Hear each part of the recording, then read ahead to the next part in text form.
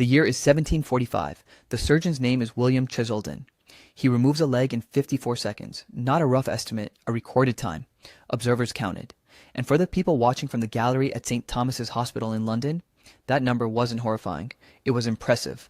The fastest hands in England, they called him. The best possible outcome for the man strapped to the table was that it was over before his mind fully understood what had begun. That is where you start.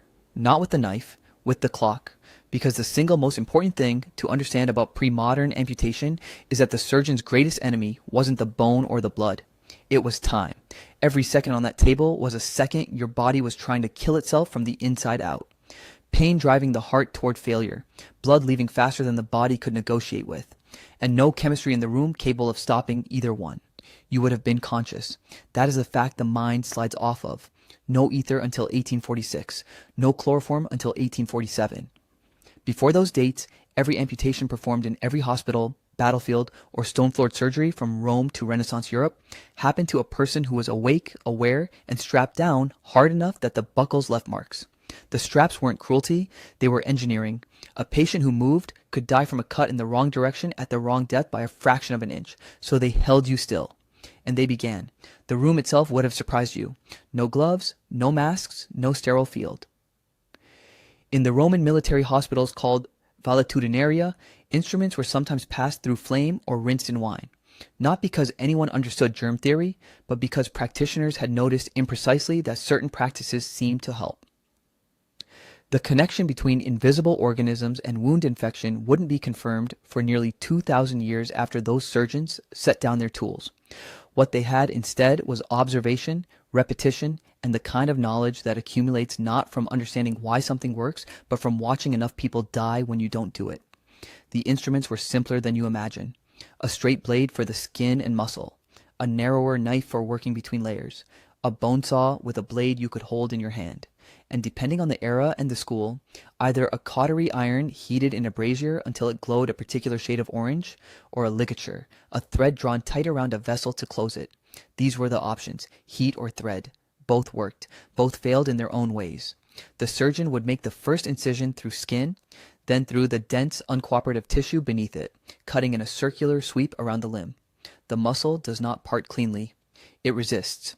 It has to be pushed back from the bone, retracted with instruments or fingers, held out of the path of the saw. In the 16th century, the French surgeon Ambroise Paré, working on battlefield casualties at a scale most surgeons never saw in a lifetime, began systematically replacing the cautery iron with ligatures tied around individual vessels.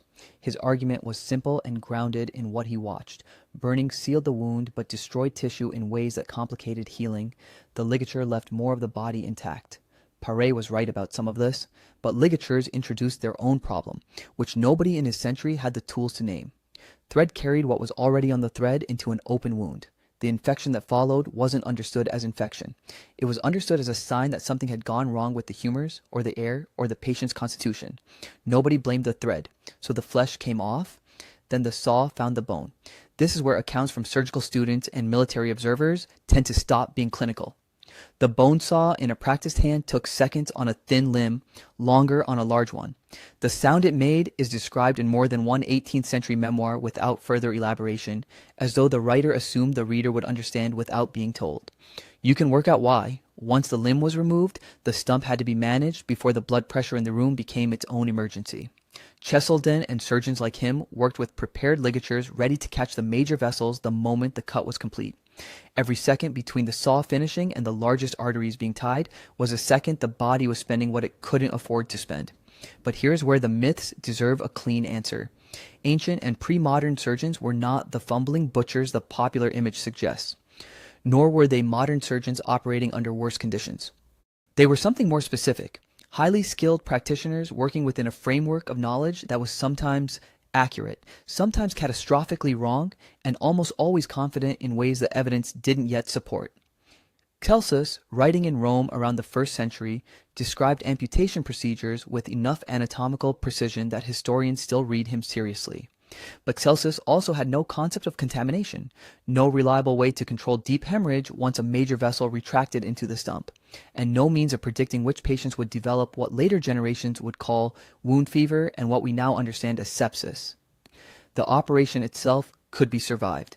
The days that followed were a different contest entirely, and that is the part nobody explains when they ask how ancient surgeons amputated a leg without killing you. Because the surgery was only the first problem. The table was the part you could see. What came next was invisible, patient, and far less interested in speed. The wound was open. The surgeon had stepped back. And now the real contest began. Not on the table, in the stump itself, in the slow, invisible argument between the body trying to seal and the world trying to enter. Most of what killed post-amputation patients in the pre-modern era wasn't the surgery. It was what happened in the hours after the dressing went on. Wound, fever, putrefaction creeping inward from the cut surface. A stump that had looked clean on the first day turning black and wet by the third. In the military hospitals of the Napoleonic Wars, surgeons, amputating in bulk after engagements, sometimes lost more than half their patients not to blood loss but to what followed. The wards themselves were the weapon. Men packed close, wounds open, dressings reused, air thick and unmoving. Dominique Jean Larrey, Napoleon's chief surgeon, noticed that soldiers operated on within the first hour of wounding, survived at higher rates than those who waited. He didn't know why. He didn't need to know why. He acted on the pattern, performed amputations in the field, sometimes under fire, and kept records careful enough that they are still studied. The mechanism was invisible to him. The result was not. And that is the thing that keeps getting flattened in the popular version of this history. These surgeons were not ignorant. They were working from a different kind of knowledge. Not the knowledge of mechanism, the kind that explains why a thing works, but the knowledge of pattern, the kind that accumulates when you watch enough people die and start noticing which ones don't. Larry's field statistics. Celsus recommending clean margins and drainage in the 1st century. The Arab physician Albucasis, writing in Cordoba around 1000 CE, describing in precise illustrated detail how to use cautery not as butchery, but as controlled tissue management, with specific notes on depth, timing, and aftercare. These men were not guessing. They were doing something that looks recognizable once you strip away the wrong frame. They were triaging, reading the body's narrow window between certain death and possible recovery, and trying to act inside it.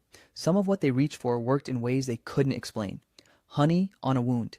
It reads like folklore, but raw honey is hygroscopic, it pulls moisture away from tissue, and it carries hydrogen peroxide as a byproduct of its own chemistry. Applied to a stump, it created an environment hostile to the exact organisms that were trying to establish themselves there. Egyptian medical papyri from over 3,000 years ago describe its use on open wounds. Whether the practitioners knew any of that chemistry is irrelevant. The outcome was sometimes better than the alternative. That is all observation requires. Maggots. Surgeons in multiple cultures noticed independently that wounds colonized by certain fly larvae sometimes healed cleaner than wounds that weren't. The larvae were consuming dead tissue, debrading in the language that would come later, removing exactly the necrotic material that provided the entry point for deeper infection. Again, no theory, just a pattern stubborn enough to survive into practice. Willow bark for fever management. Moldy bread pressed to wounds in ways that suggest accidental exposure to penicillin-producing fungi. Documented in folk medicine records across cultures too separate to have borrowed from each other. None of these practitioners understood the mechanism. The mechanism worked anyway. And then there is the oldest truth in the history of amputation. The ones most likely to survive were the ones whose tissue was already dead. This is the pivot the popular image never reaches. The limb crushed by stone, gangrenous from days of neglect, black from the knee down with no sensation left in it. That patient was the one the surgeon could save. Because the amputation was happening through tissue that was already no longer alive. Through a boundary the body had already drawn. Less blood, less shock, less active damage to a system still fighting. The Roman legionary who lost a foot to a cartwheel on a road near the Danube had already lost the contest between the tissue and the world by the time the surgeon's blade moved. What the surgeon was doing was not destroying a living thing, he was removing a dead one before it killed the rest. Celsus understood this, he wrote about it. The timing of amputation, the selection of the margin, the importance of cutting through healthy tissue rather than through the corrupted zone itself. He had no germ theory, he had something that sometimes amounted to the same decision.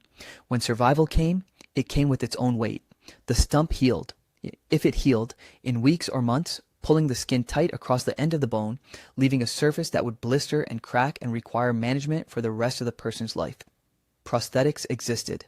A Roman soldier found at a site in Capua had an articulated bronze leg dated to around 300 BCE, sophisticated enough that it suggests a market for this kind of work. But most amputees got wood and leather at best, a shaped cup and a peg, something that transferred weight imperfectly and abraded the stump with every step. Pain was not an outcome to be managed. It was the environment you now lived in. You would have needed help with tasks that had been automatic the day before, with the slow renegotiation of every space you moved through. The body adapted in the ways bodies adapt, building new patterns around the absence, redistributing load, finding compensation in the hip and the spine and the remaining leg. It kept you moving. It did not do it gently. Here's what the man on William Cheselden's table had that the popular image forgets to give him. A chance. Not a good chance.